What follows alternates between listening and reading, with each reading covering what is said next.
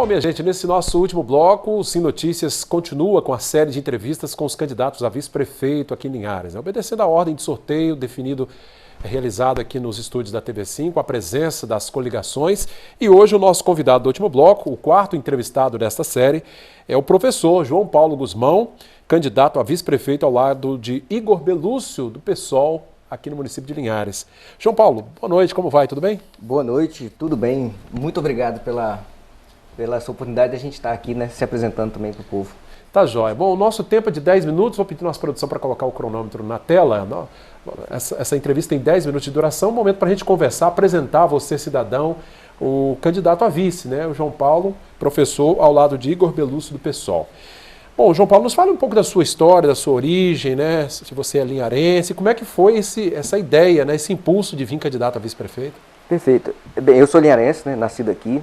E desde novo sempre tive muito apreço à vida silvestre, então sempre gostei de bicho, de animal, planta. E isso me fez buscar o curso de biologia. Então, quando eu estava no terceiro ano, consegui passar na Universidade Federal de Viçosa para o curso de biologia. Lá fiquei minha graduação. Depois entrei no mestrado em biologia animal, concluí o mestrado e passei a trabalhar em alguns pontos, né, Brasil.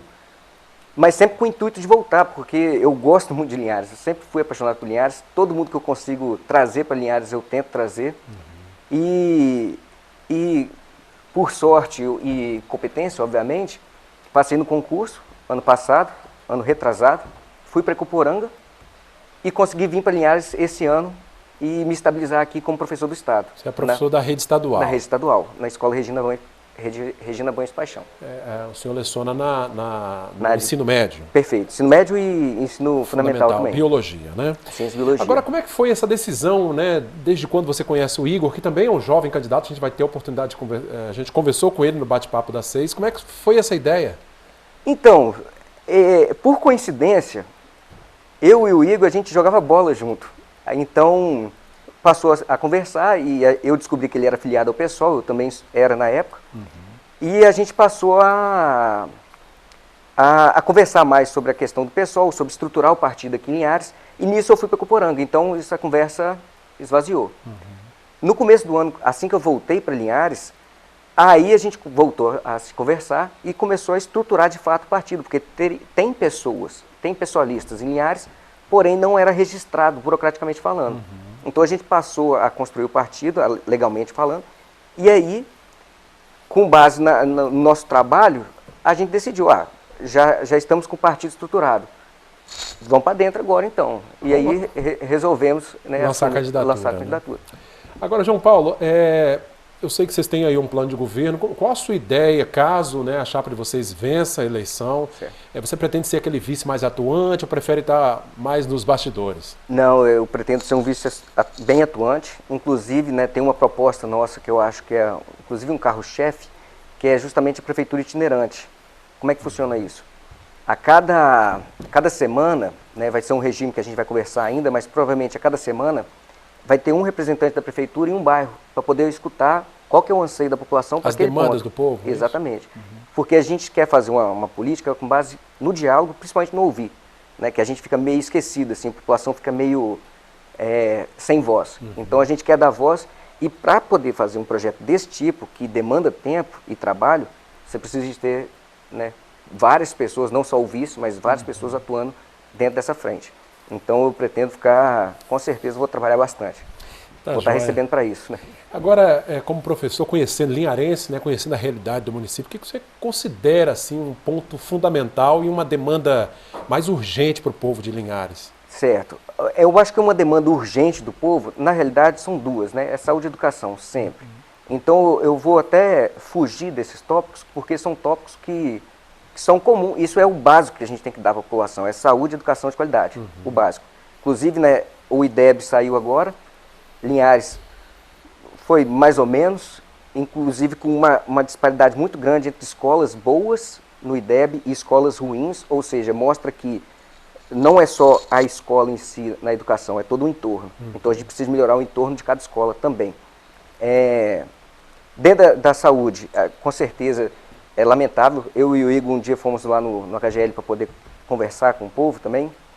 E assim, é triste você ver aquelas pessoas, né, na maca no meio do corredor. Então, são demandas que são urgentes. Mas, na minha visão, eu acho que Linhares peca muito em um ponto, que é turismo. Por que eu pego no turismo?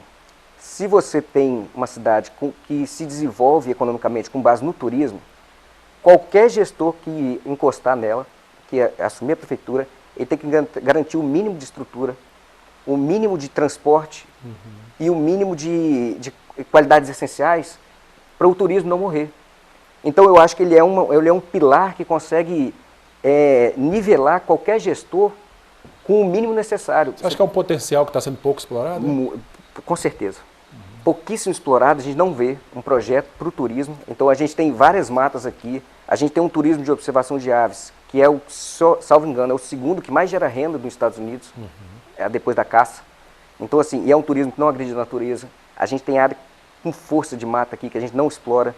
A gente tem turismo de aventura. Você sai daqui e vai em São Rafael, você tem cachoeira. Então assim, a gente tem várias frentes, turismo agroeconômico, né? Então você tem, acho que está tendo vinheira em São Rafael, né? Plantação de uva lá. Então você tem um turismo que você consegue utilizar a uva como fonte de turismo. Então a gente tem potencialidades turísticas aqui que a gente não explora. Alavancar o turismo. Perfeito. Agora, quais as suas perspectivas, professor João Paulo, com relação ao futuro de Linhares nesse pós-pandemia, daqui os próximos 10, 20, 30 anos? Perfeito. O primeiro momento pós-pandemia vai ser um momento bem difícil, né? Todo mundo sabe que a arrecadação vai cair bastante. Então, assim, inclusive é uma coisa que a população tem que ficar atenta, né? Não dá para ter muitos projetos milagrosos. Eu imagino, né? Minha visão é que a gente tem que garantir sempre o que tem, a gente melhorar. Ferramenta de gestão, alguma prática que está sendo subutilizada, coisa do tipo. Porque para fazer obras maiores, provavelmente a arrecadação vai ficar menor. Nesse primeiro momento vai ser difícil. Isso.